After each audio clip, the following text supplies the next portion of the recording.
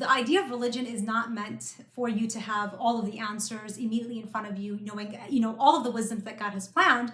But the idea of being a Muslim is to literally submit. And that's to submit to the unseen, to submit to the unknown. And so some things are not going to have an explanation. And I think that's okay. And we need to be okay with that. Because when we understand the bigger picture, when we understand Islam holistically, it's something that can settle within our hearts. There are still questions to this day. And I've been on this track studying Islamic studies for several years now. There's still questions to this day that I just can't get the answer to. But you know what? I think to myself, everything else makes perfect sense. That Islam provides this comprehensive, holistic lifestyle. It's okay if I can't answer all of the empty boxes. And I think that what happens is that we have this natural inclination to sort of throw out the baby with the bathwater. And you see this happen historically. There is, a really famous incident that I like to explain because I think it really brings together the idea of questioning where we get our questions from, but also the balance of just kind of stepping back and understanding. And that is about the Hadith of the fly. Now, for those of you who haven't heard about it, it's a hadith of the Prophet ﷺ where essentially he says that if a fly lands in your cup, dip it completely before you take it out. And, for a few I'm glad you bring this up, by the way, because I've had that burning question. It's confusing. Yeah, it's confusing. Just the fact that Islam has gone to that depth, that if a fly lands in your cup, there's a certain way to treat it, honestly is astonishing. So yes, I'd love to hear it. It's astonishing in so many ways because one, you might think like this is, oh, come on, another rule. And then for some people, they thought, and you have specific cases in the early 20th century, you have a few leading thought leaders in Egypt who, had this very religious upbringing, and they're confronted with this hadith. And they think to themselves, you know what, this is kind of the tipping point that Islam is clearly irrational, and you know what, we can't take the hadith, this hadith, nor any hadith. And I think we do this a lot today, that, you know what, there's this one hadith that I can't understand, so all of it is gone. And what happens is that you think about the context. You got to really set the stage. These are Egyptian thought leaders at the turn of the 20th century. What's happening in Egypt at the time?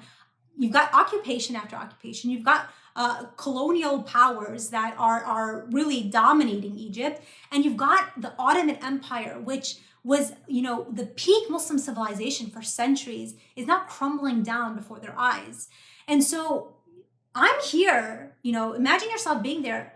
I'm going to feel very embarrassed by my religious identity. This is now when you've got post-enlightenment. Now everyone's turning away from this obsession with religion, and now we're thinking scientifically, and so here I am as a Muslim, like I'm being conquered, I'm being dominated. Clearly there might be something wrong with my religion, that maybe it's incompatible, maybe just doesn't make sense, and you know what, there's some things we just got to get rid of, right? And so it's really funny because I think this is something that we do today. And what happens is that with this particular example of the hadith of the fly, is that just a couple decades later, scientific research comes out and says that, there's actually antibodies on the fly's wings, and essentially proves that it's actually safer if you dip the fly into the cup. And really, I love this example because sometimes at that moment, you're not going to know the answer. And you know what? You might not ever know it. They might not have lived to hear that answer. But some things you sort of have to really just understand that you won't know the answer, or that you might find it at a later time. And it's the way we react is so vastly different than the way hadith scholars and Muslim scholars throughout history reacted. Because it's not like, oh, this is the first time the hadith of the fly ever popped up. Like one day they're flipping through a book and now, oh, this new hadith came out. These types of hadith were confronted by hadith scholars centuries before. And you have someone like Ibn Hajar, who writes one of the biggest tafsir, this sort of like this commentary edition on Al-Bukhari Sahih of the hadith corpus, right? And as he's going through, writing through his commentary, he comes across a hadith that says, that when Adam alayhi salam was created, he was created at 60 arms length, and that sort of, as history progresses, man will continue to shrink. And Ibn Hajar kind of looks around him, and he recognizes the fact that a lot of the ancient homes that were in his area, that were hundreds, if not thousands of years old, were the same size of his home that day.